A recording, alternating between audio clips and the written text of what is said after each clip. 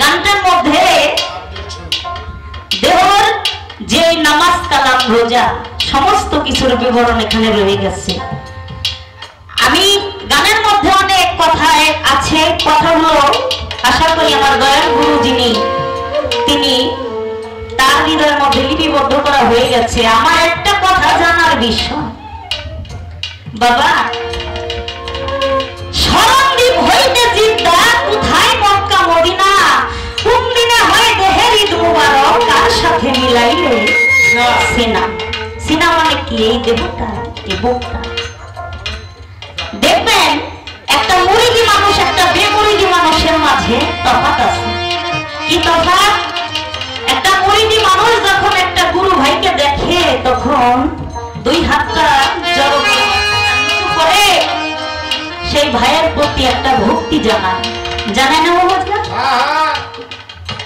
আরেকটা বেমুরিদি মানুষ যদি ভালো সম্পর্ক থাকে, দেখা সাক্ষাৎ হলে শুধু বলে সালাম দিয়ে আসসালামু আলাইকুম রাহমাতুল্লাহি ওয়া বারাকাতুহু।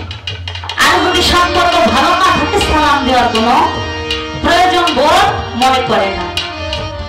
আপনার কাছে আমার জিজ্ঞাসা, যারা মুরিদ হয় নাই তাদের কথা আমি বলি না, আমি বলি তারা যেন একটা ভালো গুরুর কাছে নিজেকে বিক্রয় করে দেয়।